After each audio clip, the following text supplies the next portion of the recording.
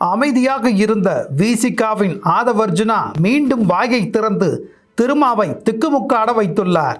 இப்படியெல்லாம் பேசினால் 2026இல் கஷ்டப்படுவீர்கள் என திருமாவை நோக்கி திரும்புகின்றனர் திமுக உடன்பிறப்புகள்.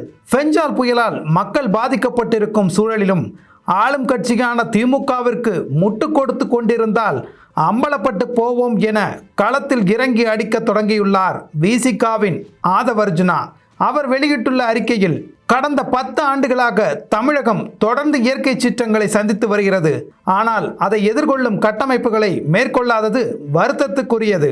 அதே நேரம் மோசமான இயற்கை பாதிப்புகளை எதிர்கொள்ளும் ஒடிசா மாநிலம் முறையான கட்டமைப்பு வசதிகளையும் மக்களை பாதுகாப்பதற்கான வழிமுறை திட்டங்களையும் ஏற்படுத்தி இருக்கிறது. ஆனால் தமிழகத்திலோ ஒவ்வொரு முறையும் இயற்கை சீற்றத்தால் மக்கள் பாதிக்கப்படுவதும் அதற்கு அரசு காரணங்களை மட்டுமே சொல்வதும் வாடிக்கையாக உள்ளது. இதற்கு மனித உயிர்கள் பலியாகி இருப்பதோடு உணவு, உடை போன்ற அடிப்படை தேவைக்கே மக்கள் கையேந்தும் நிலைமை பெருந்துயர். எனவே அரசு போர்க்கால அடிப்படையில் பணிகளை முடுக்கிவிட வேண்டும். பாதிக்கப்பட்ட பகுதிகளில் உதவி மையங்களை உருவாக்கி அதன் மூலம் தன்னார்வலர்கள் உட்பட அனைவரையும் ஒருங்கிணைக்க வேண்டும். ஒரு இடைத்தேர்தல் வந்தால் ஆளும் தரப்பு 20 பூத்துக்கு ஒரு அமைச்சர், MP என்று பொறுப்பாளர்களை நியமித்து பம்பரம் போல் களப்பணியை மேற்கொள்வார்கள்.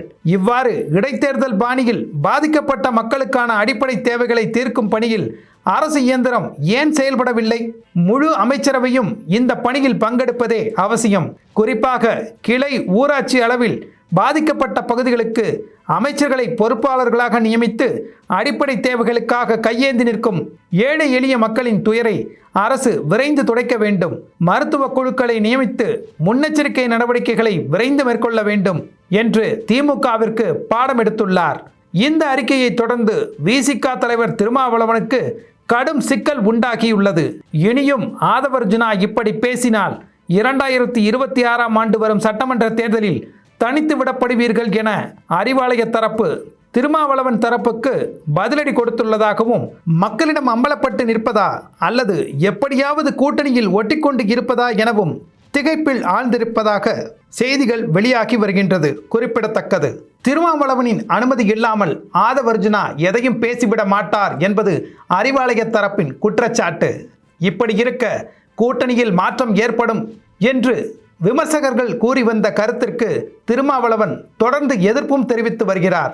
2 பக்கமும் துண்டு போடும் வேளையில் திருமாவளவன் தெளிவாக இருப்பதாகவும் அதற்கு ஆதவர்ஜுனாவை ஆயுதமாக பயன்படுத்துவதாகவும் உட்கட்சியிலேயே குற்றச்சாட்டுக்கள் எழுந்துள்ளது.